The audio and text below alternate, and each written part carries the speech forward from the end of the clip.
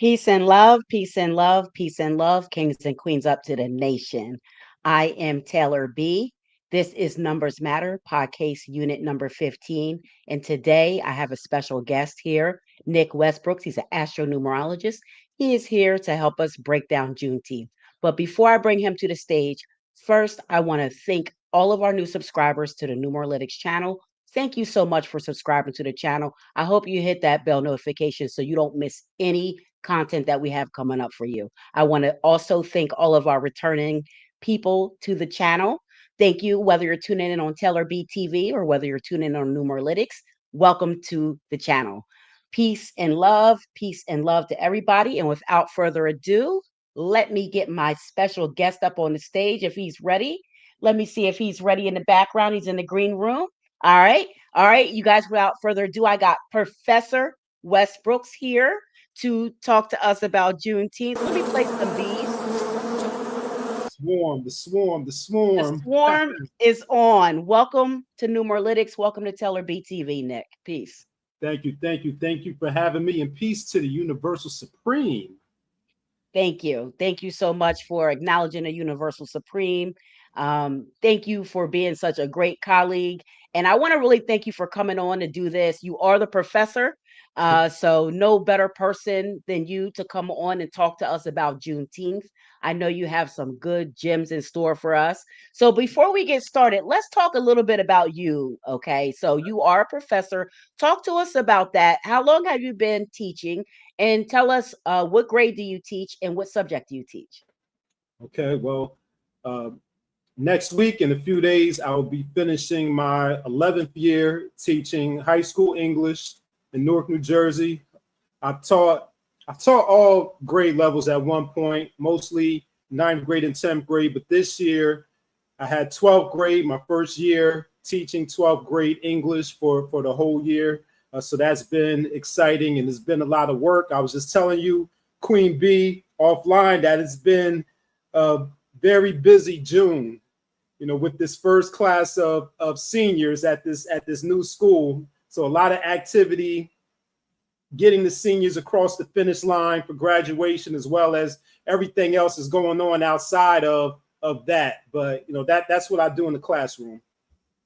Absolutely, absolutely. I think that's fantastic, and I know it's an exciting time, graduation, prom, and the kids really embarking on that next level of their life. And I find that interesting that you just got through teaching seniors, 12th graders. So let me ask you, do you, and I know, you may not be able to do a lot, but do you incorporate any numerology with the students? And, since they're in 12th grade, they're about to go forth on their journey into life. Is there any advice that you gave them before they went forth? Any numerical advice that you gave them?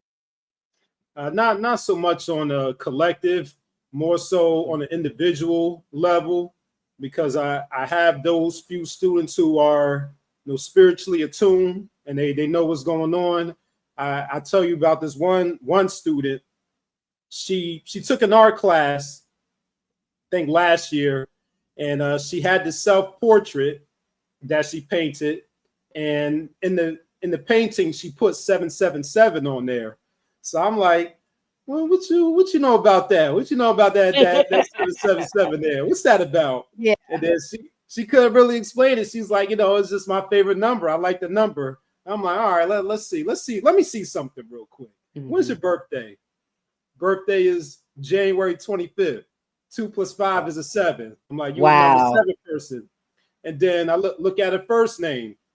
She has 7 letters in her first name, and her name starts with a Z, which is a 7 when you turn it. So I'm like, look, you love the number 7 because it's one of your numbers. It's connected to you. So those moments that I have with individual students, I do talk to them and do give them some advice. I definitely gave her some advice since she's a number 7 and she's an Aquarius. Aquarius is connected to the number 4, like I'm a number 4 person. So I'm like, that explains why she's a little different, and why she used to, as the kids say, crash out freshman to sophomore year. Because The kids and you their know slang. that seven had her worrying, that had her in her mind, you know, and that Aquarius Yeah. energy had her in the mind. So, you know, I try to calm her down and talk her off the ledge a little bit. But she's matured and calmed down a lot between freshman year and now. So she's starting to handle that Aquarian seven energy a little better. Yeah, that's interesting. That's interesting because she's an air sign water number. And Mm, that's one of those combinations where you can get stuck. You can get stuck and it's overthinking and emotion. So you get stuck overthinking and you get stuck in your feelings. So I mhm. know obviously around that age, that's a hard time for someone that age. So it's good Oh that yeah. she has someone like you to mentor her and really show her the ropes. So, kudos to you for all that you do with the kids and everything like that. So Thank you. that's dope. That's dope. Now let me ask you a little bit about your YouTube channel. So you have a YouTube channel. It's called Mr. Westbrook's Class, right? Right. Yes. So, you guys know Nick is a astro-numerologist. So talk to us a little bit about Supreme Numerics, that's your brand of astro-numerology, and talk about your content and talk about some of the things you do on your channel, including your podcast and other things that you do on there. Right, right. So you might be wondering why my YouTube channel isn't called Supreme Numerics and why it's called Mr. Westbrook's Class. It's called Mr. Westbrook's Class because it encompasses both my numerology content as well as unread book review that I do with my co-host, my partner in books, Rue. So shout out to her. So every other Saturday we Peace to the queen. Queen's Yep, up the yep. roof. Peace to the queen. Yep, yep. So Yep. every other Saturday we get on YouTube and we each bring a book. Some Saturdays we tell each other what book we're bringing. Other Saturdays we surprise each other. So we have a lot of fun with that. As far as my numerology content, that's what I give to the people for free. That's my offering. That's the value that I give. So I do a lot of what you see on the Numeralytics as far as the universal month forecast and just breaking down the months. That's what I like to do. Sometimes I get on and do the weekly forecast as well. Sometimes I have special edition episodes. I don't know if I call them episodes, but special edition videos in which I cover other numerology topics. No, shout out to Rue again. We did a consultation. Well, I call it a public consultation because normally consultations are private, but she said, you know what? Let's do this as a broadcast so you can use it as promo. So I was helping her with some information about the element of ether. So I had content like that. Shout out to CC Naturally. We did something together on Yeah, on Paul Paul Robeson, Robeson. right? Yep, Yeah, yep. that was awesome. I love that breakdown that you guys did on him. Yeah, And yeah. another thing that I saw you on, hold on a minute, hold on, King, Sure. because let me cue this up. I Okay. got to get it ready. Let me cue it up because another thing that I saw you on or is the Killer Priest podcast doing numerology. So talk Oh about that yeah. experience that you had going on Killer Priest podcast. Killer B from Sons of Man. Salute. Yup. Yeah. That's right. That's right. Shout out to the God Knowledge Born Allah. He made that connection for me. That's a mutual contact of Rue and I met Knowledge Born through Rue. Knowledge Born works with Killer Priest, and that was a very spur of the moment connection. He reached out to me, hit me up either the day before or the day of. It's like, are you available to jump on and talk about numerology? And I'm like, yeah, put me on. So that was a great experience. I got to chop it up with Killer Priest for a few minutes. He was traveling, so he wasn't able to stay on the entire time. But after that, I was able to have a nice conversation with Sunshine Monet L. So shout outs to her. She Peace, put me Queen. up. Yeah. She put me up on the Kabbalah and the Tree of Life numerology, which I'm studying a bit now. And then I was able to put her up on some things too. So it was a real dope experience. Yeah, it was a nice exchange. And I was super excited and I was super happy to see you up there. I'm like, oh, look at my boy up there with the killer bees. My one family, Right. amalgamating with my other family. So I thought that was Yeah. awesome. So I was very proud to see you up there, and I was proud of your breakdown. It was so, so dope. Thank you. So Thank you. that's what's up. So without further ado, we're here to talk about Juneteenth. I want to get into it because I know, people are watching and they want to know about this. So first off, tell me, you already had a presentation together for Juneteenth, which I'm going to put the flyer up for you later. You're doing an in-person talk about Juneteenth this Saturday in New Jersey. So we'll put that flyer up later. But talk to us about why you wanted to break this holiday down and why it's important to you before we get started. Sure, sure. Well, I'll give you the backstory to the in-person event. It's going to be on Sunday the 22nd. And what's interesting is I had to come up with something because back in March, our colleague, our big brother Lloyd, he was in Jersey doing Yes. doing the speaking engagement in Jersey, around the corner from me.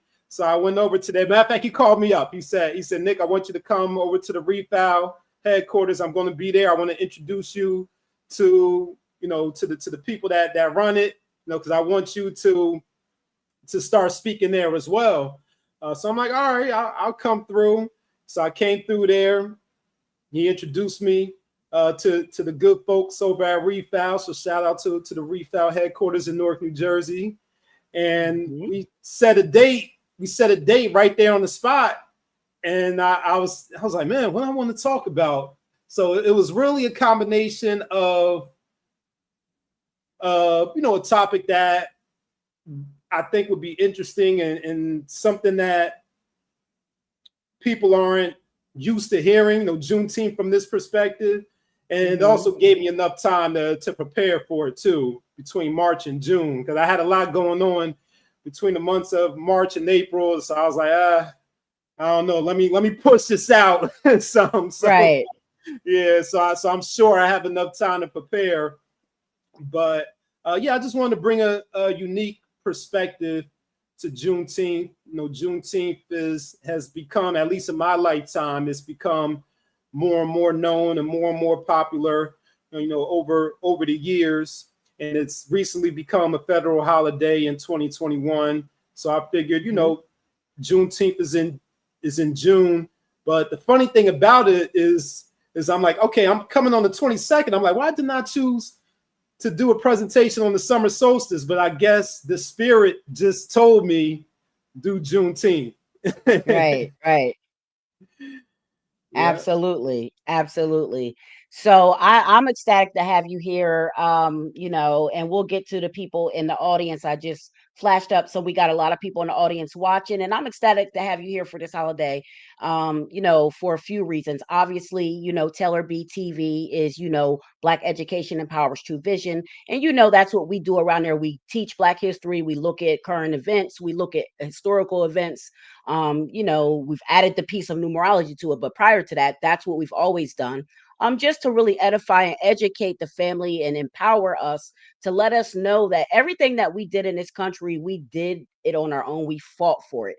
And it's important for us to let people know that. It's important for us to document that. It's important for us to discuss it and let people know that it wasn't just about, oh, we were free that day and it's just a holiday saying we were free from being slaves. That's not what it's about. It's about the camaraderie. It's about the nation that we are. It's about the perseverance that we have dealt with and that we have done throughout history.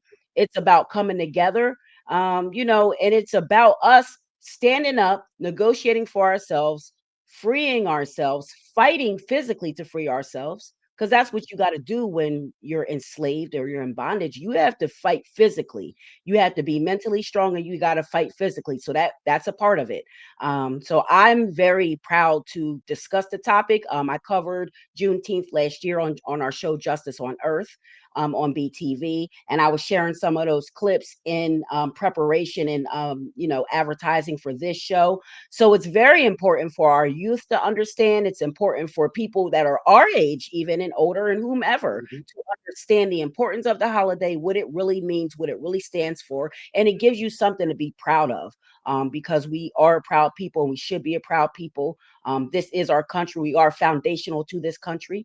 We built this country and we're going to continue to fight. We fought over the years for our freedom, for justice, and for civil rights and everything else. And that was even to open doors for everyone else to be able to enjoy this country that are melanated in the diaspora around the globe. Because prior to that, civil rights, we know they weren't allowing melanated people here in this country. So everything that we did, we're ingrained in the history here, and it can't be taken from us. And that's why I'm proud to have you here. And that's why I'm proud that you're going to break this down numerically. And it also saved me the time of having to do it. Because, if you didn't come to it, I would have had to do it. Yeah, so. you was going to do it. Yeah. Yep. I know. And I'm definitely going to connect some of those dots to what you said and the reasons why, you're proud and excited to have me break this down. I'm definitely going to connect some of those dots later in the presentation. So now you got me even more excited. Right. So before we get started, let's holler at the Universal Supreme that's in the audience, the Kings and Queens up. We want to say Kings and Queens up to everybody in the audience. We have a Creative Space TV that is Grind City. Thank you so much, Queen, for tapping into the live. We got Teresa Miller. Thank you, Queen. Hotep. Thank you, Hotep. Back to you. You know what I'm saying? Thank you for tuning in to live. And this is, this must, Piscicle? LJ. LJ. Yeah. Is that a Pisces? Ashe, everyone. Ashe to you. Mawu Lisa. That's Rue, right? Isn't that Rue? Yep. There's Rue in the building. Rue's in the building. I already knew she was going to come through for fam. I already knew that. Yep. Reparations Nation, salute to you, family. Thank you so much for coming through. We got Big E Astrology in the building. Peace Big and love to the Astrologist Love Podcast King. Big E, we love you. We love you so much. Thank you so much for tuning in. And that's it for now. So we will get back here to the presentation. So let me go ahead and pull the slides up on the stage. We'll get started. Hold on one second. Let me pull this down. So go ahead, Nick. Can you move the slides or do I need to move them? I think I got it. You got it? Okay, great. Yeah. All yours. Take it away. All right. Well, peace, everyone. Peace to the Universal Supreme once again. So this presentation is the history of numerology of Juneteenth, presented by yours truly, Nick Westbrooks, Professor Westbrooks, or what have you, aka Supreme Numerics. And this presentation is consecrated and livicated to the Universal Supreme, both living and ascended. So those that are still with us in the physical, and those that have passed on to become ancestors. This goes out to you all. There you go. I gotta get used to them sound effects. I love it. I'm getting used to them too. Don't worry. I'm looking for that's fine. I need to give me some of those. I got you, King. I got you. All right. So I already talked a little bit about me, about my career as an educator, but as far as being a numerology practitioner and student, I've been doing this for 8 years. Inconsistently between 2017 and 2020, but consistently between 2020 and now, and then taking it to the professional realm in August of 2024. And we already talked about the YouTube Unread Book Review with Nick and Rue. And I'm also on the DJ The Money Coach YouTube channel, where we do Family Finance Fridays and Bet on Black, the men, the family, the legacy, and Bet on Black, the women, the family, and the legacy. So shout out to the DJ The Money Coach team as well. And this is my disclaimer, so I, we might have some brothers and sisters that subscribe to, the more science and the Aboriginals and the Native Americans out there. So my disclaimer is that regardless of your perspective on history, whether you subscribe to the history and the slavery narrative and the importation of Africans, the mass importation of Africans into the United States. Juneteenth is here pretty much. It's been here for a while. The masses of our people have been observing it and celebrating it. So whether you agree with it or not, you're still being affected by the energy, whether directly or indirectly, from a metaphysical and vibratory standpoint. Absolutely. And I just real quick, you know me, I want to add on a little bit to that, Sure. Go ahead. because, and I love that you put the disclaimer up, and people know, I think well enough around here on Teller B TV right now, we explore all aspects of our history. Um, Mhm. we don't squabble here on this channel about what you call yourself or what path that you took to gain your knowledge. Because really at the end of the day, all of those different things that Nick just talked about, all of those those are different paths that we all have to take and that we all choose that vibrate with us to allow us to come into knowledge like this, whether it's the Right. knowledge of the history and knowledge of yourself or knowledge of a metaphysical or spiritual science. So either way, being a more, being a Hebrew Israelite, claiming American Indian, indigenous, all of that's our history. All of that is a part of our history. And if you do your research and dig deep enough, you'll find all of those aspects of our history there. And then it's up to you to discern. That's one of the 7D cultural ascension principles. It's up to you to discern the difference between that, and for you to get what you can get out of it and take the best part for yourself. All right, go ahead, King. Absolutely. Well put and well stated. And I 100% agree. So this is the agenda, 4-point agenda for a number 4 person. I love it. Yes, I'll go start. Before I get into the numbers, I'm going to give a little bit of history of how we got here to what we call Juneteenth, and then some history on the holiday itself, and then I'll get into the numerology of Juneteenth from both a historical perspective as well as a present day perspective and vibration. So starting with this history of our history. Now, before we even got to a civil war and got to American slavery, in recorded history, we have some history of Africans or Black people being in the area of Galveston, Texas, where order number 3 was delivered. Now, I say recorded history because it's very, very likely that we've had melanated people in that area before this time period. But according to recorded history, the first African arrived in that Mexican territory. It wasn't Texas yet. It was still a part of Mexico, but that area would eventually become Galveston, Texas. This was a brother named Esteban, or Estebanico, and he landed in that area around the 1520s during the Spanish exploration, and he was described as a Black Arab Muslim from Azamord, which is located along the Moroccan coast. He was a Muslim, but eventually converted to Christianity, and he was sold away to Spain.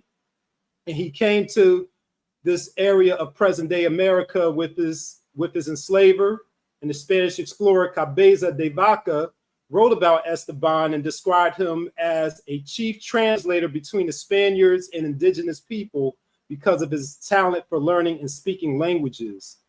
And he was renowned as a medicine man by the people he encountered. So that area that Esteban traversed with the Spaniards 300 years later, that would be where Black people were freed after everyone else was freed officially on paper. So I'm saying officially on paper, but we're going to talk about that a little bit later. So let's talk about the history of Texas. So Stephen F. Austin, not to be confused with Stone Cold Steve Austin. Stephen F. Austin is known as the quote unquote father of Texas. He came from Missouri, he was born in Virginia, and he came to the Mexican territory, which later became Texas, to create a southwestern version of the southern cotton fields to make that money, to bring that money in. So he was going to go over there. He's going to bring over a bunch of white colonists so they can set up shop and cultivate the land and build on the land and put their cotton fields there and other cash crops they had out there. And those white colonists, they needed that guarantee that they would have slave labor to work the fields, because of course they wasn't going to do it themselves. And if they didn't have that guarantee that they would be able to have their slaves to work that land, they were going to be, apprehensive to coming and colonizing that Mexican territory. Now, the Mexican government, they didn't have any problem with these white boys coming over to colonize that part of Texas. No problem. We welcome you, but y'all want to bring slavery over here? We don't really rock with that. We don't know about that. So the Mexican government didn't support slavery, and then also there were abolitionists, both black and white, in the Union that protested Texas coming into the Union as a slave state. But since, Steve Austin and the rest of his crew weren't trying to hear that, they end up going to war with Mexico, rebelling against Mexico, and they won. So they established the Republic of Texas in 1836, but their slave economy would eventually end 20 years later with the end of the Civil War in 1865 and General Order Number 3, which came 2 years after the Emancipation Proclamation, which was in 1863. Now, Texas, they created their own Declaration of Independence, and they modeled it after Thomas Jefferson's Declaration of Independence from 1776 on January 4th. We all know about that. But yeah, the next holiday coming up. Right. Yup. And although they modeled their Declaration of Independence after Jefferson's Declaration of Independence, it wasn't the exact same. There was one key difference. One piece of information, one detail in the American Declaration of Independence that was not in the Texas Declaration of Independence. And I want the people out there to take a guess at what detail that was. And I'll give you a hint. It's one of those lines that's mentioned or quoted a lot, very often. So I'm anybody out there want to guess what the line is? Yeah. What y'all think that was? We have a very robust chat. Let's check in with them real quick. So Big E said the Juneteenth chart is a Gemini sun, Taurus moon, and a Leo rising with Mars and Leo on the ascendant. Wow. Oh yeah. That means it's coming. Yeah, war coming. All right, and good. Thank you, Big E. He said he shared it on Facebook and X. And Rue said not the wrestling reference. Hey. Absolutely the wrestling reference. Absolutely. Absolutely. And Big E also said you are both correct on our history as Moors and American Indians. Absolutely. And it was the Karankawa Indians that actually inhabited that Galveston, Texas, that they reclassified as Blacks and Africans. So absolutely, like I said, all of that's a part of our history. And nobody's going to come up with it right now. Okay. Rue's loving, Teresa's loving the history lesson. Thank you, Teresa. So go ahead, Nick. Go ahead and get into it and tell us what's missing here. What's you don't have any guess yourself, Queen? Is it the I don't think it's not the 3/5 man, is it? Is it the 3/5 a man? No, that's not it. Is it the life, liberty, and pursuit of happiness? No, not that part, but you close. Okay. All right, I'll go ahead and tell you. It's the all men are created equal line. Oh, I should have got that one.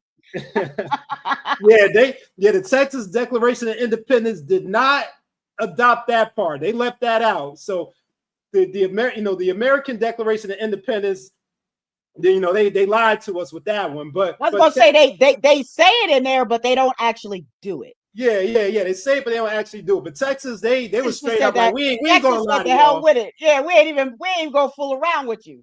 Yeah, we ain't gonna lie to y'all. so with that being said, I'm gonna read sections 6, 9, and 10 of the Texas Declaration of Independence. Okay. And all right, so I'm start with section 6. Just to tell you, just to show you I'm not playing, not playing any games with y'all. So okay, so listen to this. Section 6. All free white persons who shall immigrate to this republic and who shall, after a residence of 6 months, make oath before some competent authority that he intends to reside permanently in the same, and shall swear to support this Constitution, and that he will bear true allegiance to the Republic of Texas, shall be entitled to all the privileges of citizenship. So again, that first line, all free white persons. Now, section 9. All persons of color who were slaves for life previous to their immigration to Texas and who are now held in bondage shall remain in the like state of servitude, provided the said slave shall be the bona fide property of the person so holding said slave as aforesaid. Congress shall pass no laws to prohibit immigrants from bringing their slaves into the republic with them and holding them by the same tenure by which such slaves were held in the United States. Nor shall Congress have power to emancipate slaves, nor shall any slaveholder be allowed to emancipate his or her slave or slaves without the consent of Congress, unless he or she shall send his or her slave or slaves without the limits of the republic. No free person of African descent, either in whole or in part, shall be permitted to reside permanently in the republic without the consent of Congress, and the importation or admission of Africans or Negroes into this republic, excepting from the United States of America, is forever prohibited and declared to be piracy. So slavery was permanent, and the slave owners had to get permission if they wanted to free their slaves. Absolutely. Lastly, section 10, which is much shorter. All persons, and then this next part, this is in parentheses, Africans, the descendants of Africans and Indians accepted, who were residing in Texas on the day of the Declaration of Independence, shall be considered citizens of the Republic and entitled to all the privilege of such. So Africans can't be descendants. Descendants of Africans can't be descendants. So it's not like the United States now where, with the whole immigration thing, and if you were born on this soil, you're a citizen. Nah, none of that back then. And then Indians, probably referring to the Native Americans, not Indians from India. Yeah, they weren't citizens either under the Declaration of Independence in Texas. So you can go ahead and pop the slides back up for me. Okay. There we go. Thank you. Now let's go ahead to general order number 3 here. Make sure I'm following along. All right. So the Civil War ended in April of 1865, but Confederate soldiers, they were still fighting against the Union into May. So the Confederates won the last battle on Texas soil on May 13th, which was the Battle of Palmito Ranch near Brownsville, Texas, and then they surrendered in Galveston on June 2nd, 1865. And that's when so General Gordon Granger, he came through with 2,000 Union troops and to take command of the Union Army. He came over from Louisiana, and he also came to deliver General Order number 3. Now there's varying versions of how that order was delivered. Some say he delivered it from the balcony of his living quarters. Others say soldiers went out to strategic locations around Galveston to deliver the order. But either way, June 19th, 1865 is the official date that the 250,000 Black people in Texas were officially freed, quote unquote, officially, because there's some caveats and some challenges with that came with General Order Number 3. Absolutely. Now, although the news was officially announced on June 19th, some of our people already knew what was coming. They already heard the whispers and the rumors that the Civil War was over and that the enslaved people were free before June 19th. So some of them already started celebrating, and they received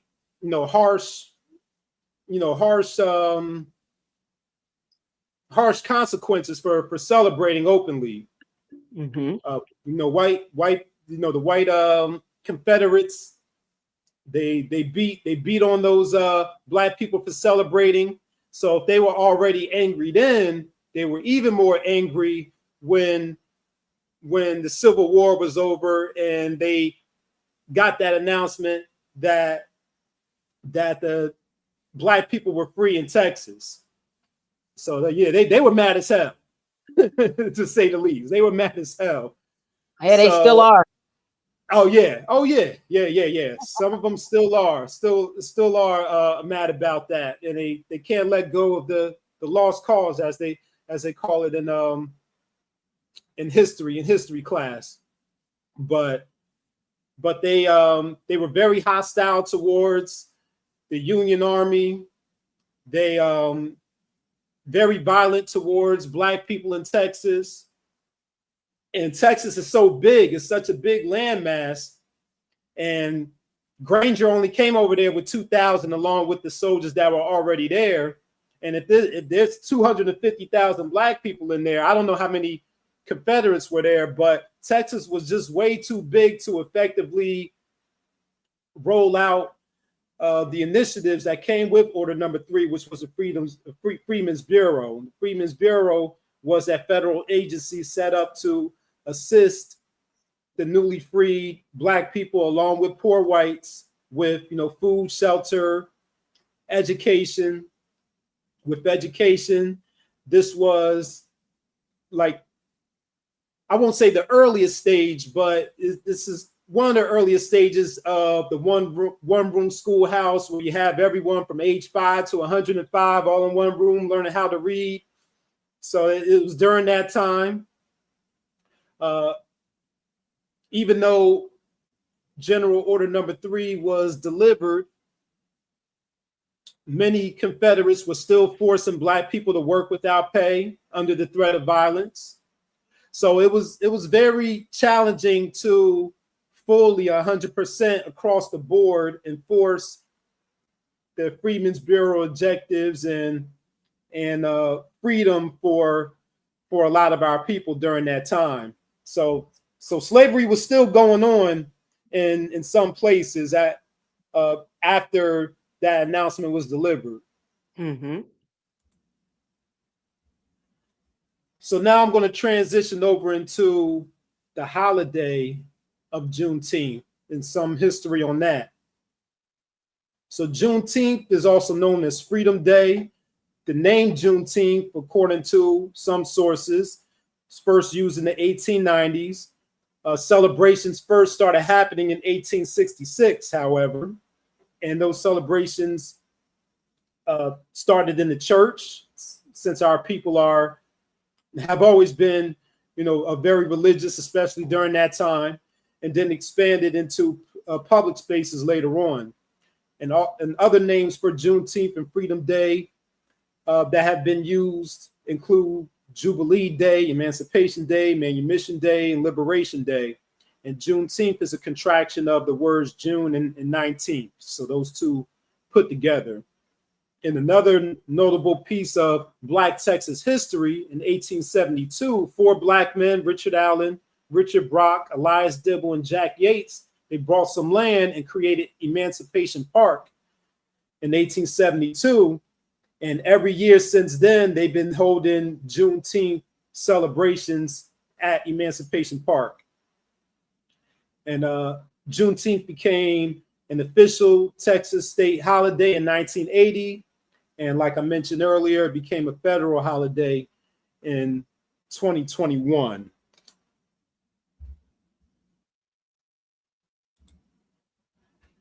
And then let's get into the flag symbology. Let's get into the flag symbology.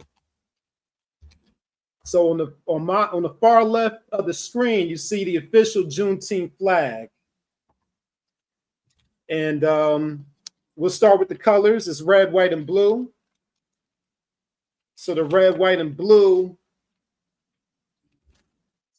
is mirroring or modeling the colors of the American flag, red, white, and blue, and to symbolize and to remind everyone that our people back then, newly freed people, as well as their descendants, are and were and are American citizens. So that's what the colors are Americans. So that's what the colors of the flag represent. And then let's go to the arc. So that arc is that curve that you see, that line between the blue and the red. The arc represents a new horizon of opportunities and promise for the United States and for the people in the United States, especially the Black people in the United States. Now you see the white star inside the burst. The white star is for Texas, the Lone Star State, and it's colored white. And it represents the freedom for all Black Americans in Texas and in all 50 states. And the outline around the star, the burst, it is the design of a nova. And in astronomy, the nova is a new star. So the new star represents a new beginning for free people. And then you're going to see a connection there to the numbers once I get to the numbers. Now in the middle, you also see this flag waving during Juneteenth. This is the Pan-African flag created by Marcus Garvey in 1920. The red representing the blood, the black representing the people, the green representing the earth and the natural wealth of Africa. And then you'll also see the flag on the far right in some places as well. So you see the red, black, and green in that flag for Marcus Garvey's Pan-African flag, but you also see the yellow in there. And just based on the research that I was able to find, it seems like this is a combination between Marcus Garvey's Pan-African flag and also the Pan-African flag of the African nations such as Ethiopia and also the Rastafari movement who supported the Pan-African ideology. So those are the flags that we see during our Juneteenth celebrations. And now let's get into the numbers. Yay, my favorite part. Yes, I was getting ready to say that too. So we're going to start with the historical. We're going to start with the historical perspective. We're going to start with what was going on, what was in the air back in 1865. So we're going to look at the year itself, and the year covers January 1st to December 31st. We're also going to look at the month, which just covers the month of June. And then we're going to look at the specific day of June 19th, 1865. So I'm going to start with the year. And if you've been watching Numerologics, been watching Numbers Matter, if you've been watching Supreme Numerics, you've seen both of us break down the universal year. And we get the universal year by adding up the 4 digits in the year. So when we add up 1865, that adds up to the number 20 in the compound number, which is the double digits. And then when we reduce it down, it's a 2, well, it was a 2 universal year back in 1865. So I'm going to deal with the compound number first. So the number 20 is known as the awakening. We'll go to my notes. So the awakening, so number 20 is the awakening of a new purpose, new ambition, with the call to action for some great purpose or duty. So this is probably a rhetorical question here in 1865, but what was the call to action and what was the great purpose in 1865? It was getting us free. Absolutely. Getting us free and rebuilding. Well, for us, it was getting us free. For everybody else, for the white people out there, both on the Union side and the Confederate side, I guess the greater purpose would be about how we're going to move forward. What we're going to do now that we done destroyed half the country. How we going to rebuild and move forward as one, since the Confederates aren't going to break off and do their own thing. We all got to be one. So that great purpose, especially after April 1865, once the Civil War ended. Prior to 1865, it was probably surrounding what are we going to do? Who's going to win? What's going to be the outcome? So you have that. Now, looking at I'll say this about the number 20 also. So we have the meaning of the 20 in the compound number. And then also when we look at the 2 and the 0, anytime you have tag on the 0 behind a number, it just intensifies the meaning of the single digit. So the 0 behind the 2 is intensifying the meaning of the number 2 as a singular number, meaning the extremes, in other words. Well, I'll save that for, I won't say that part right now. I'll say that when I get to the word Juneteenth. So I'll just go ahead and talk about the meaning of the 2 and the number 20 when it's going to the extreme. So on the positive side, the number 20 or the number 2 is extremely loving, caring, friendly, helpful, team-oriented, patient, receptive, nurturing, diplomatic, understanding, cooperative, just to name a few positive attributes of the number 2 and the number 20. So you can think about this as I'm going through these numbers. Think about the people that were in present day America during that time. Think about who was exhibiting the positive traits of the number 2 during 1865 and who was exhibiting the more challenging traits of the number 2 during 1865. And what are the challenging traits?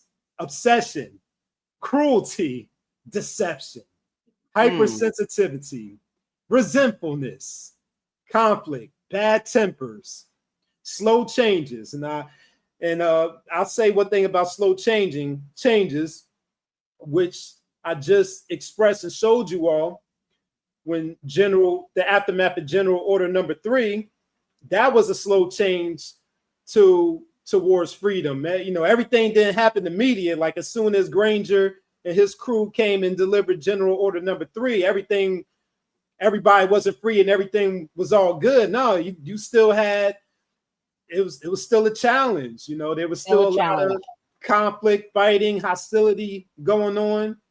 And a lot of people would even argue and say now that 160 years later, because 2025 minus 1865 is 160 years later, we still going through and experiencing and suffering the effects of that institution back then. So slow changes to getting freedom as it should be, The number 20 and number 2 is also connected to sneakiness and hiding the truth. So again, think to yourself, who was exhibiting the positive traits of the number 2 and who was exhibiting the negative or challenging traits of the number 2? Yes. during that time. Yeah. So very clear to see. So this was what was going on in 1865 around the country, not just in Texas, but everywhere. This was what was going on in 1865. This is how people were behaving and carrying themselves during this time. And I want to point out that the number 2 is a feminine number connected to the moon, and it's a water number.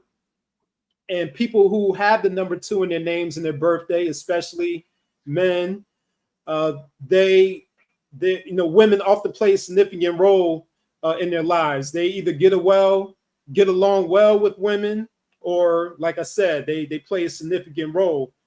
So I'm thinking, since it was a 2 universal year in 1865, that women might have played a significant role in America during that time. We had to do some digging and some more research to see the role that women played. We know they played a significant role in getting our people free in the abolitionist movement, both white women and black women, but specifically in 1865 and leading into emancipation fully.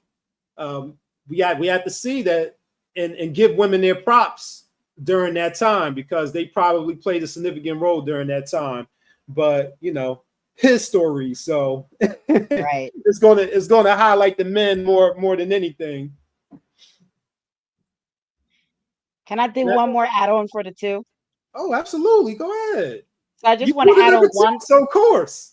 Yeah, I got to add this on for the 2 universal year. So what's interesting too with that 2 universal year, and 2 universal years, you guys, that's normally the year where wars do end. That's a year where peace is found.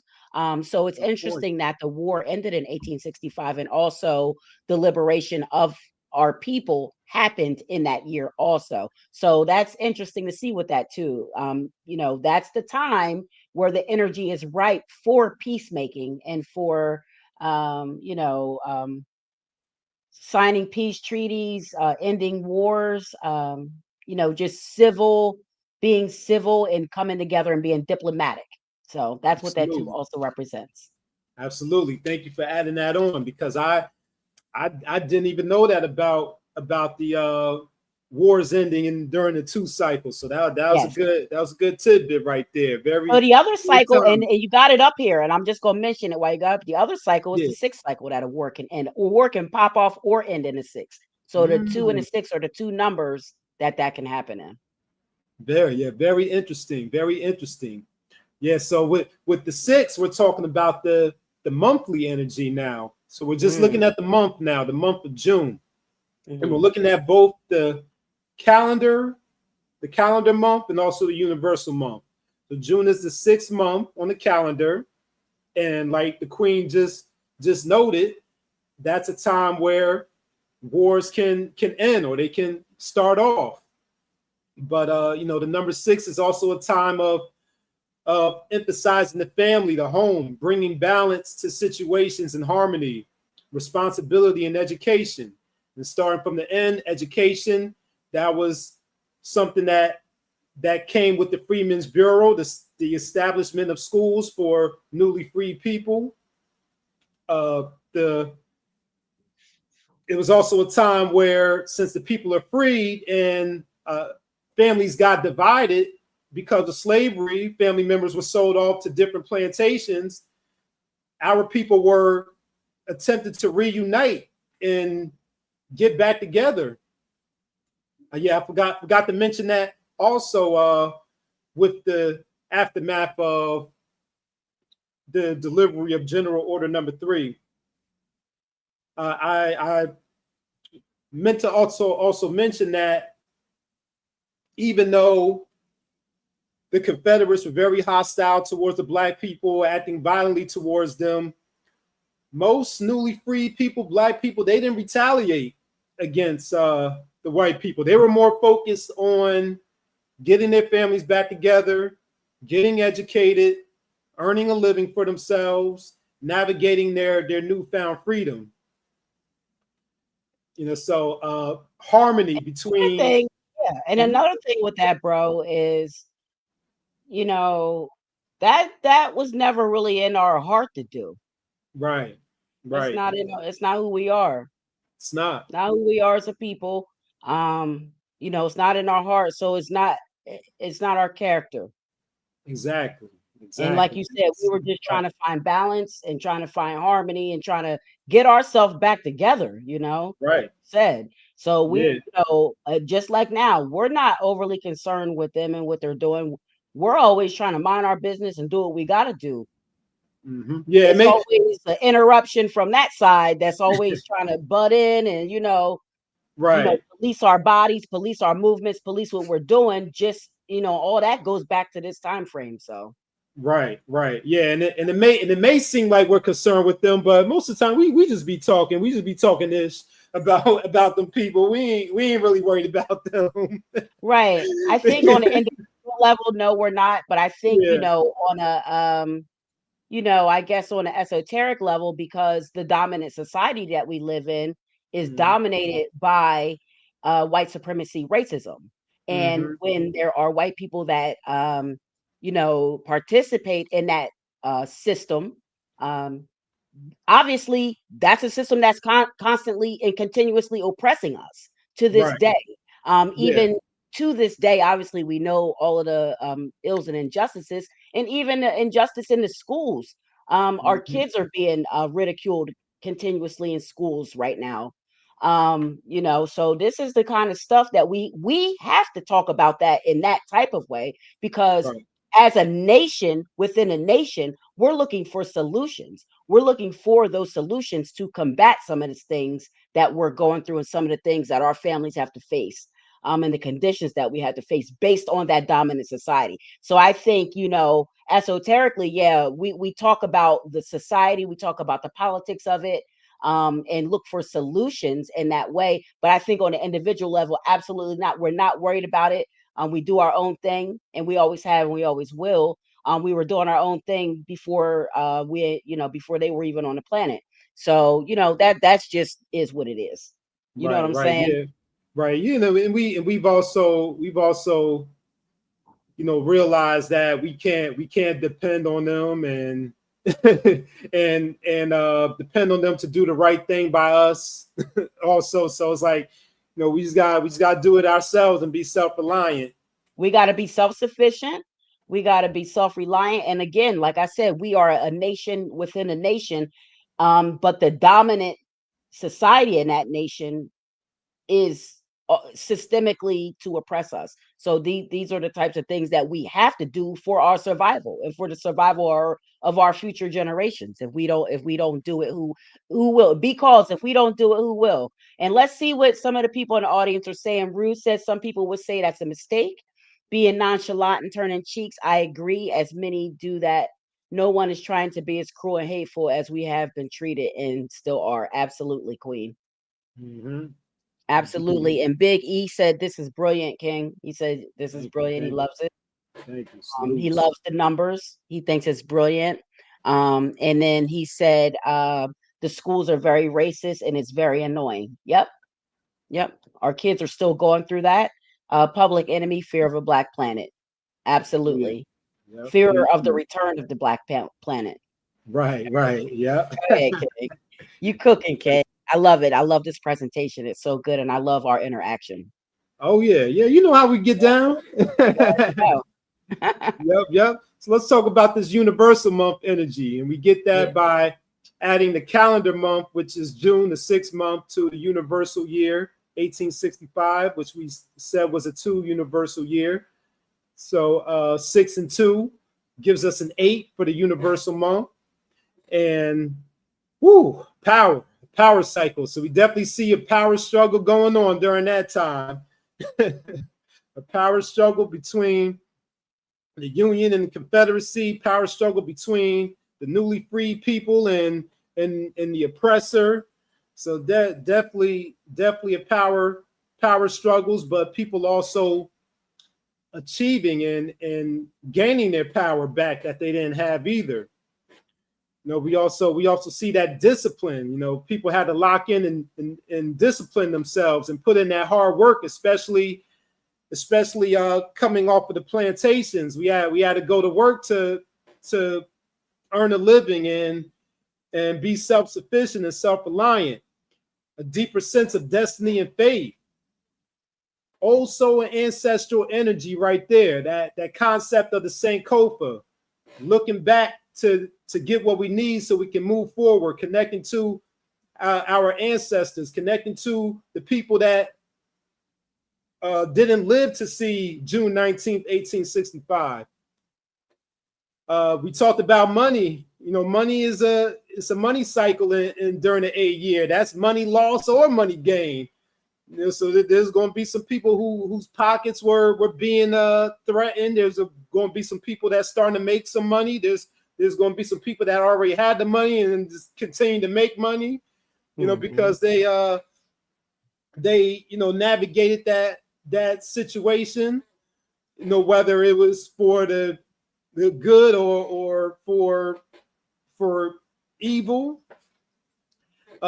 The number 8, when you put it sideways, it's the infinity symbol, and it's the infinite symbol of build and destroy in the supreme mathematics. So it was definitely a time of destruction and rebuilding, whether we're talking about physically, like the physical land, with the land being decimated from them boys, burning everything down and shooting everything up. They had to rebuild the land. People are rebuilding their families. People are rebuilding their spirits after being destroyed. So we see that during the month. We see we saw that, or they saw that. I know we weren't there unless we talking about our past lives. But there was also there's a number of leadership, being dependable, being efficient, practical, organized, and the tarot's connected to the justice card and law and order. So definitely all of that was going on, most likely going on during that time. And some of those are neutral, positive and neutral characteristics and adjectives up there. But on the definitely challenging and negative side of the 8 universal month, there was greed going on, selfishness, carelessness, abuse of power, impatience, people being pushy, repressing their feelings, people being thoughtless, demanding and revengeful. And the number 8, it's a battle between light and darkness. On the darkness side, it's the selfish, material-minded moneymaker, which we saw going on in that slave economy, versus the light, which is the spiritual-minded, bringing light to the darkness. So that was probably going on as well. That battle between light and dark, good and evil, in June, and I'm sure it continued well past June as well. for some Still time. going on to this day. Absolutely. To this day. To this day, absolutely. All right, so now let's talk about the specific date, June 19, 1865, when that news came to Galveston, Texas. What was the energy of that day? So we're going to look at both the calendar day of the 19th as well as the universal day when we do the sum of the month, day, and the year. So starting with the calendar day, the 19th day on the calendar. Now, the number 19, you can't make this up right here. You can't make this up. I'm going to be saying that a few more times as we continue on. But the number 19 is the number of liberation. So we were liberated on a day of the month connected to a number that means liberation. So that's what the 19 means. It means liberation. It also means promises of victory and good fortune for future plans. And then when you add that 1 and 9 together, well, just to talk about the good fortune for future plans, that's the promise. That's that arc. And I forgot to mention about that flag. I forgot that. Oh yeah, I gotta backtrack a little bit. Goodness, how did I forget that? So here, hold on. Let me get you a bigger one on here. Hold on. I'm gonna share one. Okay, yeah. And while you're pulling that up, I meant to say about that flag, but I got to give props to the person that created it. And the history on that flag. So the flag was created in 1997 by a brother named Ben Haith, who was the founder of the National Juneteenth Celebration Foundation. So the flag was created in 1997, and the version of the flag you see now, that's the updated version that was revised in 2000. So I meant to mention that. But going back to the arc and what I was saying about the number 19, the number 19 representing a new horizon. That number 19 is that arc, reminding us of or telling the people then, or the energy in the air was that it's a promise of good fortune in the future. Maybe not, or maybe not necessarily in their lifetime, but for their descendants. For the descendants. That number 19 is a number of promise for the future. And then when we add that 1 and 9 to 10, that is the Wheel of Fortune number. And that's good fortune if you're doing the right thing, putting that positivity out there, but it can work against you if you're putting out that negativity. And then when we reduce it all the way down to a 1, new beginnings. Definitely signal a new beginning for Black people, not only in Texas, but around the country. Independence. We no longer do we need to, whether by force or by choice, be dependent upon the oppressor. We can be independent. Leadership. So leadership in the variety of contexts, leadership as far as the nation, leadership as far as within our individual families during that time, ambitiousness, generosity, fearlessness, self-reliance, innovation, and determination, all attributes that would make sense for our ancestors to have taken on and exercise on that day, or start to exercise on that day. On the negative side, and we know who's probably operating on the negative side. Some arrogance going on, some bullying going on that day, some impatience, some manipulation going on that day. That was also in the air during that time, on June 19th. And when we add up the sum total of June 19th, 1865, it brings us to a 9 universal day. Can't make this up. Nine is endings, letting go of what no longer serves us. That institution of slavery no longer serving us. We got to let it go, and we've got to bring it to an end so we can welcome in the new. In numerology, it's a 1 to 9 cycle. Once you get the 9, the cycle starts over with 1. So in order to have a new beginning, we got to let go and clear out the old so we can welcome in the new. The number 9 is also about dreams fulfilled. Our ancestors, those that were alive on June 19, 1865, and those who weren't alive to witness the announcement, they had dreams of being free, and their dream was fulfilled on that day. And it's the humanitarianism number. Humanitarianism towards one another, Black people towards one another, those in the Union that actually cared about Black people, who truly cared, and wasn't just doing a job. The ones that actually cared, they probably show some humanitarian behavior towards Black people. After the Civil War, while some of the Confederates were angry and bitter and hostile towards the Union, some of them probably made up with their cousins and their brothers and all that. Like, you know what? I'm sorry, man. On the positive side. On the negative side, like we said, there was still some hostility in the air, still some conflict going on. So definitely some conflict from the Confederacy targeted towards the Union Army and the newly free Black people going on during that day.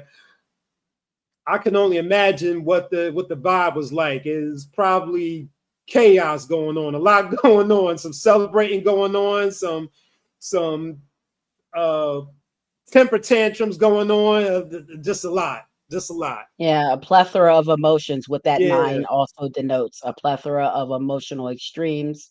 Yes. And that 9 just lets us know that this was really a time of endings, like you said, and a time of transformation. Mm-hmm. Transformation and manifesting our dreams of becoming free, For and you're sure. right, you couldn't make it up better. It couldn't have happened. The energy never lies, and that's why numbers matter. You guys, numbers don't lie.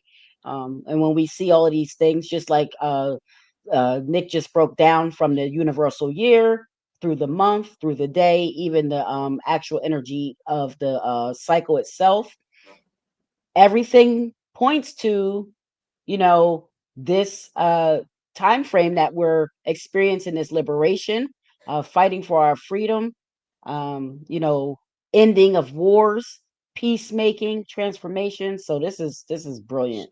I loved it. I Sure. love this. Yes. Yep. Yes. And that's an excellent segue to this last point I'm going to make. So you all, just like Queen Bee just pointed out, you're seeing the alignment between the historical events and the numbers, the metaphysical aspect. Now, I'll say this: we're affected by the numbers, regardless of whether we know about numerology, regardless of whether we believe in it, we subscribe to it. We're still affected by it. Back in 1865 as well, that rings true back then too. Whether our people or whether the white people in America knew about numerology, they were still being affected. But just as a side tidbit, there were some people who were up on it, and I'm going to tell you how I know this. I don't know. I'm not sure about Black people specifically, but I know that there were some white people who were up on numerology because, I'll give you this name right here, Albert Pike.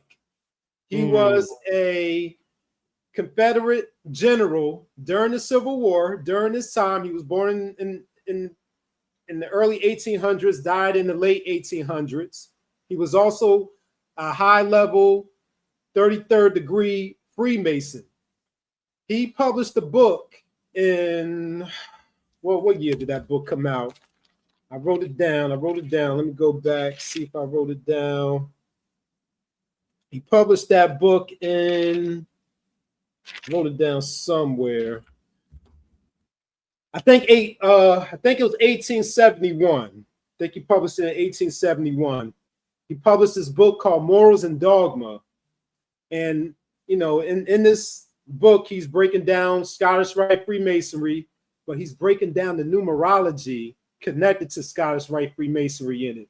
And when I get to the last slide or the end of my presentation, when I give you all of my references, one of the numerology books that I use to prepare for this presentation actually cites Morals and Dogma for some of the meanings of the Wow. numbers.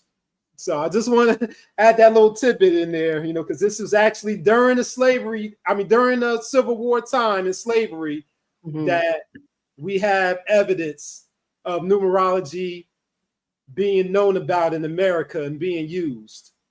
Yeah, and But I want to also add on to that because it sure. definitely was known about and being used. And I think that reference that you gave is an excellent reference. That Albert Pike was one of the Confederate generals, and that he wrote a book on numerology.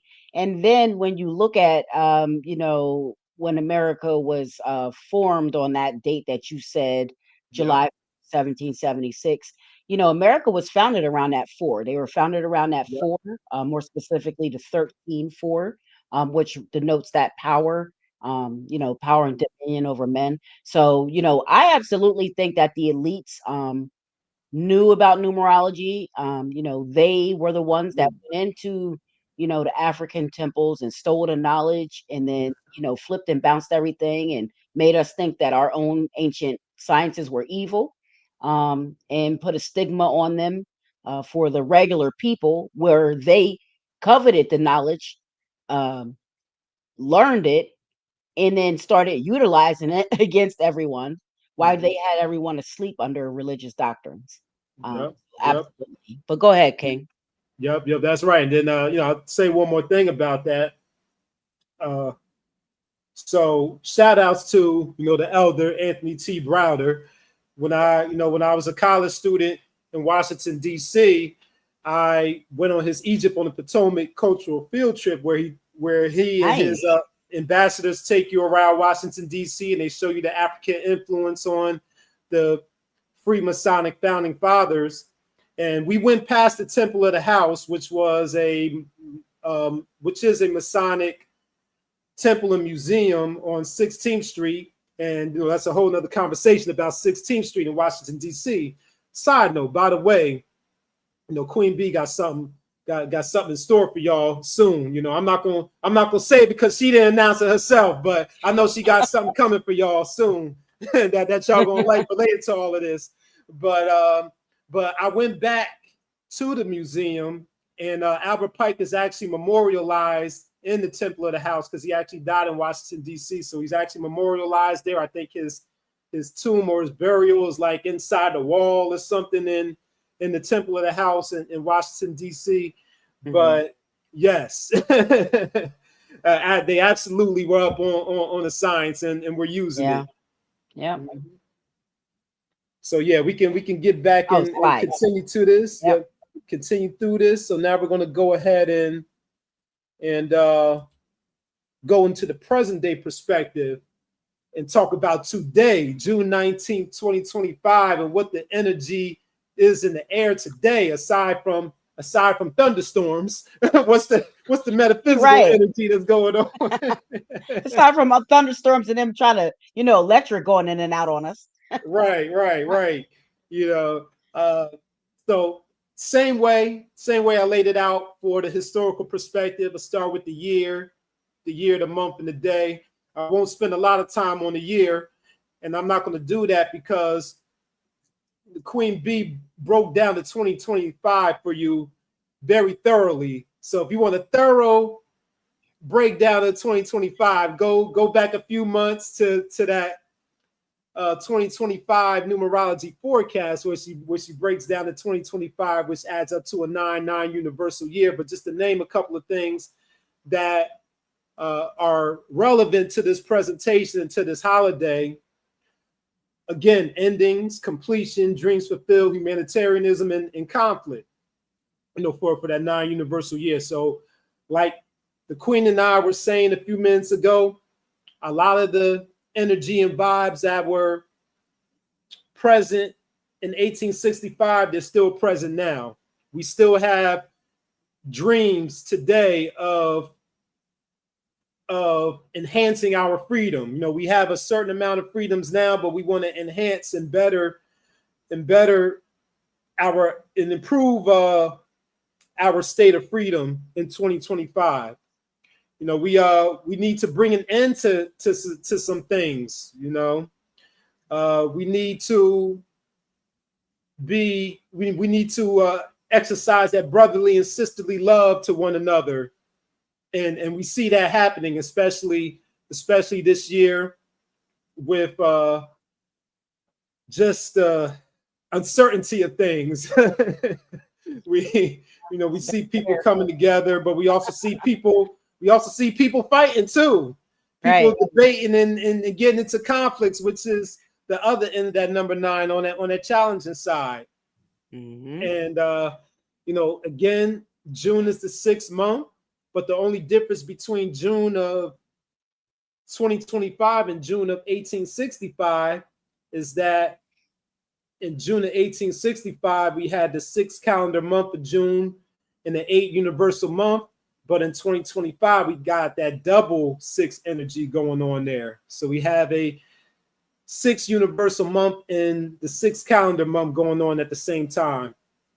And again, Queen B and myself, I did a June forecast as well. You can watch both of those for a thorough breakdown of that 6th universal month. But we see special emphasis on family, the home, bringing balance to situations. And I'm going to take a pause on education right here because I want to talk about education for pretty much the last bit of this presentation here, and emphasize education, especially on this day. And these are the dots that I was referring to at the opening, that I was going to connect to the reasons why Queen Bee is excited about, and why she sees this presentation and this topic as important, the education piece. Our people are celebrating Juneteenth. We see a lot of festivals, concerts, people having a funky good time. But in the spirit of that number 6 of balance and education, we need to balance, make sure we're balancing out our Juneteenth celebrations with the education piece. There's nothing wrong with eating good and having a good time, having cookouts and all that, but we got to make sure we're incorporating that education piece and educating each other and our children, and even people outside of the Universal Supreme, about our history and about Juneteenth. You know, so Absolutely, Ken. yeah.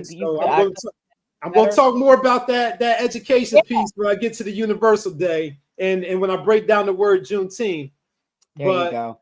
But yeah, you got to educate people, because people take this holiday on face value.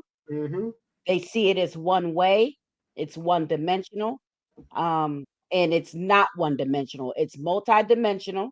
It's multifaceted, and it's very deep, and it runs deep, and it runs deep in the history of this country, and it runs deep as far as the history starting from that day moving forward for all of the accomplishments that Black Americans have done in this country. So without that day, we're unable to do the rest of the things that we've done.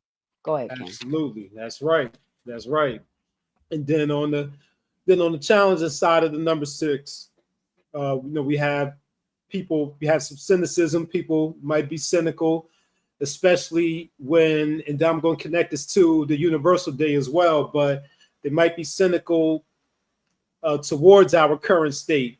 Then also you got people that are mad at Juneteenth and don't want it to exist. You know, they're cynical as well. And then controlling. That's another negative aspect of the number 6, challenging aspect of the number 6. Just to name a few. Of course, there's a lot more descriptions and meanings of the number 6, but like I said, just to make it relative to this holiday, those are the meanings that spoke to my spirit. And when we add up the sum of the month, day, and the year, June 19, 2025, it is a 7 universal day. And the same thing, I'm not going to go through every meaning of the number 7, but I'm going to touch on some meanings that spoke to me and that I saw were most relevant to this day and this holiday. The number 7 is a research number connected to that education. We got to do our research on our history. We got to study history, study this Juneteenth history, and not forget. And it's not to victimize ourselves, but it's to empower ourselves. With that being said, a challenge to the number 7 is that worry, that anxiety, and that depression. So some people might feel depressed, they might feel anxious or worried, because you know how a lot of people say, oh, it's 160 years later, we still ain't free. You know, people got that mindset. So don't worry, everybody. We're gonna be good. We're gonna be all right. We just have to make sure we're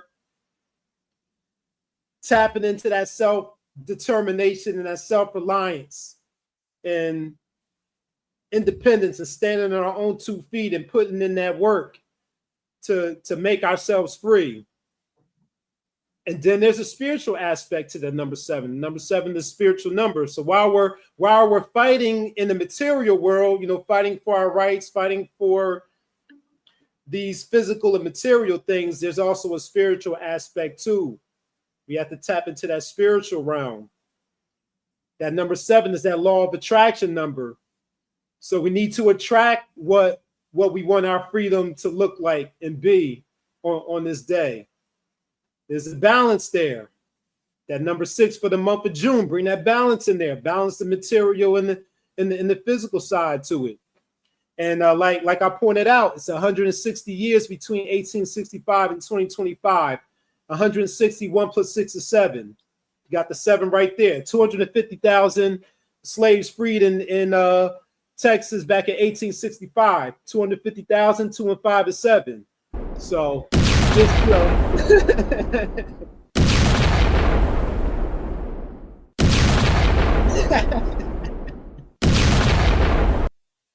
Or for the number 4. Cannonballs right there. And you know, cannonballs right there, baby. Yeah, you know, Queen Bee like that number 7 because it goes with her number 2.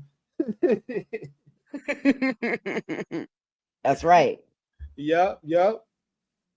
So let's go ahead and finish this off by breaking down the word Juneteenth. The word Juneteenth. Okay. So we use 2 systems of numerology when we break down words, the Chaldean and Pythagorean system. And it's important that we break down the word Juneteenth, because how many times have we said Juneteenth on this program? I lost count. A lot. We said a lot. Yes. So if you think we said it a lot, think about how much is being said all around the country, even across the world. How much the word Juneteenth is being said and written down. Right. So we know that, and that's in a positive and a negative light, or a negative light. Exactly. Yeah. It could be the positive positive or the negative. So we know that words carry vibration. You know, and the more you say a word, the more you use a word, whether it's in writing or in speech, the more it grows. So that's why we got to break down the word Juneteenth. So in the Chaldean system, which is the oldest system of numerology, and I haven't said in a few minutes, but we can't make this up. We can't even make up the transposition of the letters or in the numbers. So if you don't believe us, go look up the Chaldean alphabet and the Pythagorean alphabet. Go online, look it up, buy yourself some numerology books and look it up if you think I'm making this up. Because I'm not. and I'll vouch that he's not making it up. Thank you. Yeah. Thank you. But in the Chaldean system, it adds up to the number 45 as a compound number, and it reduces down to a 9. So the way I see the number 45, I see it as Juneteenth, and this is the expression number. I didn't go into the vowels and the consonants because I didn't want to make it too long and overwhelm the people with too much information. But just looking at the expression, like I be doing. Nah, you good. You thorough and concise at the same time. Thank you, King. You got it. So the expression of the word Juneteenth, it's the expression number is showing us or reminding us of a few things, and it's teaching us some things here. So Juneteenth is teaching us and reminding us that we need to build a strong foundation of freedom to inspire and improve humanity. That number 4, that's the foundation number, strong foundation. That number 5, that's the freedom number. That's the number 5. Inspiring humanity, that's the number 9 right there. The number 45 also means lifting the downtrodden and punishing evil. Isn't that what we're doing with Juneteenth? Lifting up our ancestors and the descendants of our ancestors that were enslaved, and punishing evil, which is that peculiar institution of slavery. And the number 45 is also reminding us to be teachers. So we need to teach people about this history. And it's also telling us to take care of others, especially each other. And then on when we reduce it down to the 45, we talked about the 9 already. But as a reminder, Juneteenth is reminding us not to argue with people, avoid getting into arguments, during this holiday, getting into arguments about history or getting into arguments with racist people. Just focus on the celebration and the inspirational parts of it. Avoid being bitter, because we know those things don't end well, especially under that 9 energy. Right.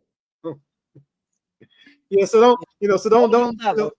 don't argue with that racist white person. Don't argue with the people that look like us who want to know where the slave ships at, and slavery happening in reverse, or whatever things that's happening, or what they're talking about. Don't get to those type of arguments today. I know it's nighttime, but I know the day, most of the day passed, but for the rest of the night, don't get into arguments with with people. Right. Not worth it. Right, it's not worth it. So I just want to highlight those things about the word Juneteenth from the Chaldean perspective. Now, for the Pythagorean perspective, which is the more modern system of numerology, it adds up to a 41-5. You can't make this up. 5, the number of freedom again. So on the holiday in a word that means Freedom Day, it adds up to a number that means freedom. Now, when we look at the compound number 41, again, it begins with that 4, that foundation building number, strong foundation building number. So Juneteenth is telling us, or reminding us, to build a new beginning on a strong foundation. And when we do that, we can achieve our freedom. So this new horizon, that arc again, that new horizon, that nova, that burst that's around that Lone Star, Texas star, when we're embracing our new beginning, we need to build it on a strong foundation so we can ensure and solidify our freedom now and going forward in the future. And that 41 also represents the intellectual who gathers facts. So again, going back to that education and that teaching and that research, do the knowledge, gather the facts on our history and the history of this country. Take what you need from history so you can move forward. Another reminder. And then also when we look at the individual letters, again, we can't make this up. There are a lot of 5s within the word Juneteenth. There's 6 5s in the Chaldean system and 5 5s in the Pythagorean system. Again, the 5 is that number of freedom. It's also that number of change, right? So change from the old way of doing things into a new way of doing things. And that brings me to those angel numbers that are kind of hiding within the word Juneteenth. We look at the first half of the word Juneteenth, that June, we see a 55 in both Chaldean and Pythagorean. So that 55 is working in the background of that expression number. So that's a reminder that is out with the old and in with the new, with that 55 angel number. Then we go to the second half of the word Juneteenth, that teenth part. We got 555, triple fives in both systems. And that is a symbol or a sign of big changes ahead. So big changes for the better, especially and as long as we're doing what we need to do to solidify our freedom, positive changes ahead. Now, I talked about education, doing the research, doing the knowledge, and I said that the number 7 for that 7 universal day, that's the research number. The word research adds up to the number 77 in the Pythagorean system. So you got that double research going on, double research numbers, and when you add up 7 and 7 and 14, you got that 41 flip there, gathering those facts. So again, we got to educate ourselves. We got to put particular emphasis on learning and educating ourselves about Juneteenth, our history of this nation. And to go to another system of numerology, we're going to take it, peace to the gods and earths out there. In the Chaldean system, 45, that's culture freedom. Culture is our way of life, the way we carry ourselves. Freedom is freeing ourselves from the negativity. And we add that to power refinement, which is that 5. Power is releasing that negativity and manifesting the truth. Refinement is cleansing ourselves of the negativity and the lies, and that's exactly what we're doing on Juneteenth. We're practicing our culture. We're freeing ourselves of the negativity of the lies and cleansing ourselves of the negativity and the lies so we can manifest the truth. And that adds up to 9, which is born. Born means to bring forth. So we're bringing forth a new horizon, new beginning, new possibilities for the future. And then when we go over to the Pythagorean side, again, we got that culture of freedom again, but we add that to knowledge. Knowledge means to know. Knowledge is the foundation of everything. That addresses the learning aspect again, doing the knowledge, getting the facts on our history and combining that with our culture. And when we in our freedom, and when we add that together, we get our power and refinement, the manifestation of the truth and the removal of the lies, so we can cleanse ourselves of those lies and manifest the truth right there. So that there, ladies and gentlemen, brothers and sisters, boys and girls, was the numerology of Juneteenth from historical and the present day perspective. I hope you all enjoyed this presentation, and as promised, there goes the references right there. So we have a combination or collection of various references between history and numerology. So I have some books and articles. Have a book on here on Reconstruction, a couple of articles on the history of the Juneteenth holiday. Much of this research came from this book right here called On Juneteenth by Annette Gordon Reed, sister from Texas, families from Texas. She's also a Harvard professor. So I got a lot of information and history on Texas from this book on Juneteenth, and I also got a shout out to Source of Knowledge Bookstore where I bought this book. Great Black-owned bookstore in Newark, New Jersey. So if you're in Jersey, check it out. Tri-state area, check out the Source of Knowledge.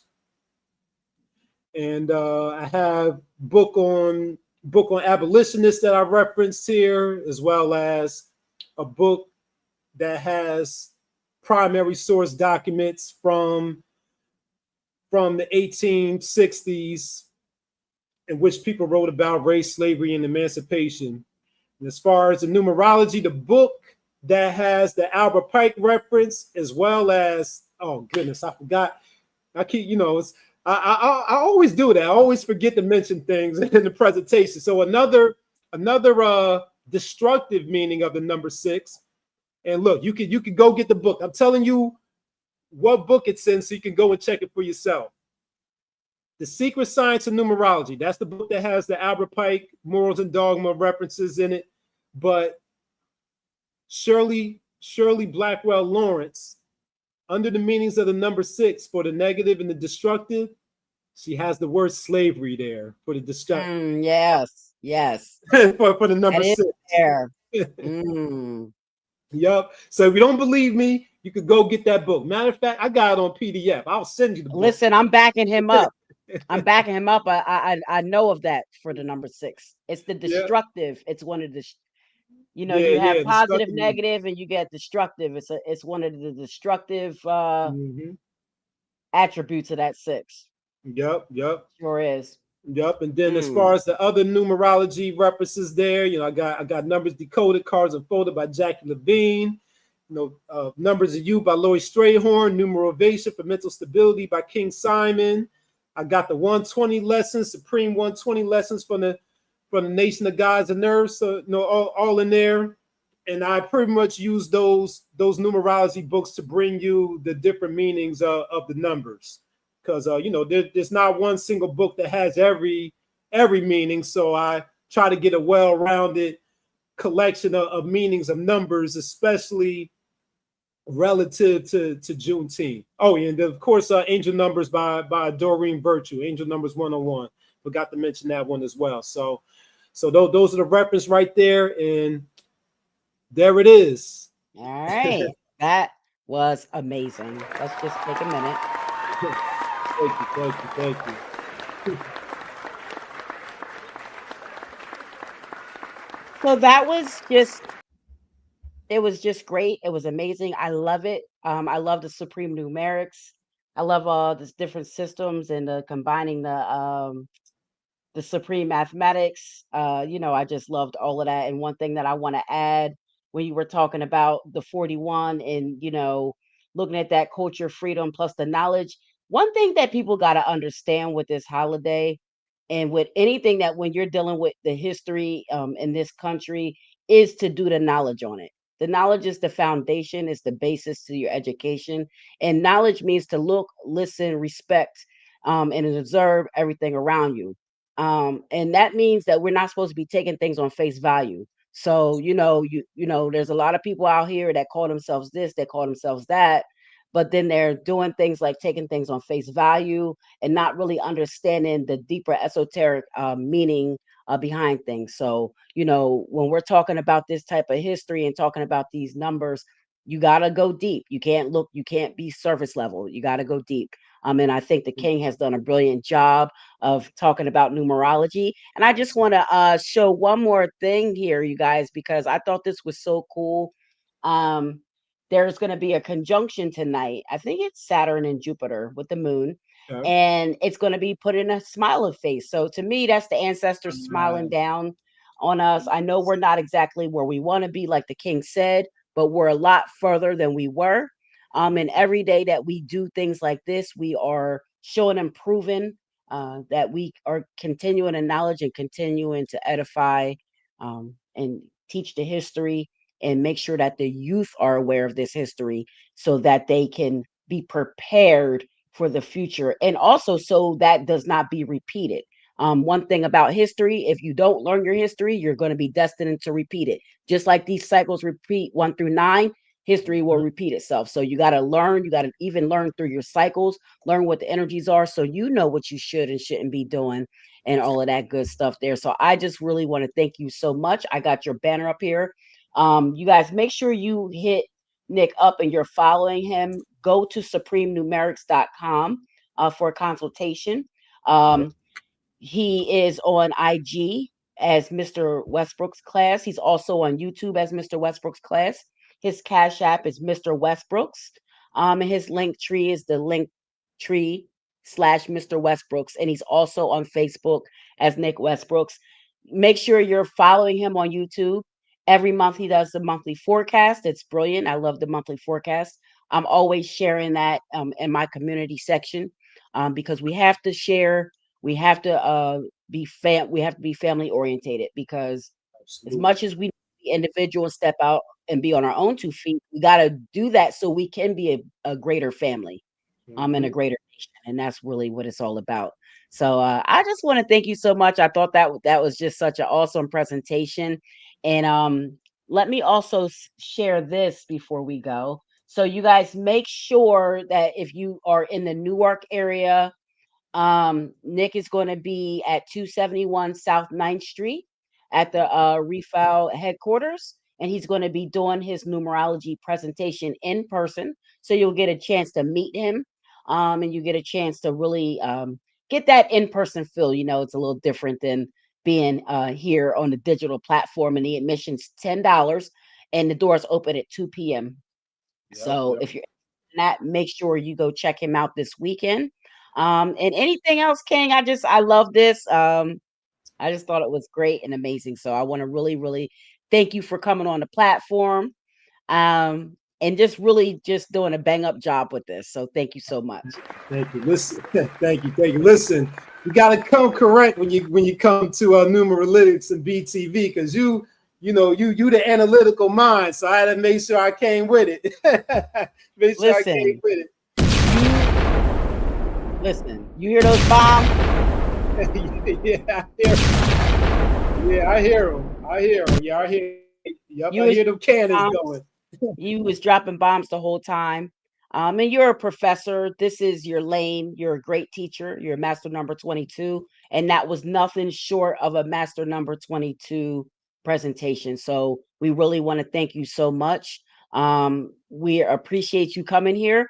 I need you to come back on Numerologics soon. I love Supreme Numerics. You got to get back over here. And whenever you want to do something, you get over here and do it. And I'll be happy to also come on your platform if you'll have me. Look, I just invited myself on your platform. Oh yeah, absolutely. Absolutely. Yep. Yeah. You definitely come through. And then also just another note about that Sunday event. I might, depending on how I feel, I might do some readings for y'all too. So nice. That would be great. That might be another treat for y'all too. Do some one-on-one, on the spot readings for you all. That's what Lord and I did when he came through back in March. Yep. That's great, and I think that's great. And if you guys are in the area, make sure you get there, because nothing is like a live reading. It's priceless. This information is priceless. It can help you so much. Even the smallest tidbit of information about your frequency or your birth number, it can really help you. It can really help just guide you and steer you in the right direction. So again, we want to thank everyone that tuned in live. I want to thank all the people in the Universal Supreme that are here, all the ones that are going to watch the rebroadcast. Thank you so much for being here. I want to thank Supreme Numerics for being here. I'm going to get his banner up here one more time before we end the show. And before we end, King, is there anything that you want to say to the people before we get out of here? Listen, I'm just going to give a closing in the benediction, right? So I'm just going to say to everyone, thank you for your time, attention, and positive energy. And I will that this presentation has been informative and inspiring, in that it helps you to achieve your personal power and abundance, which is the meaning of Supreme Numerics. So may the Creator and ancestors bless you and keep you. May the Creator and the ancestors smile down on you and be kind to you. And may the Creator and the ancestors be pleased with you and give you peace of mind, which is my remix of the book of Numbers, chapter 6, verses 24 to 26. Peace to the Universal Supreme. Peace and love, kings and queens up to Supreme Numerics, and kings and queens up to the Universal Supreme and the Black American Nation. Happy Juneteenth. We love you. Take care of yourself and take care of each other. Queens up in your hood because it's essential. Triple the investment, stocks and bonds, build a nest egg. Comfortable life, seed safe at the rest place.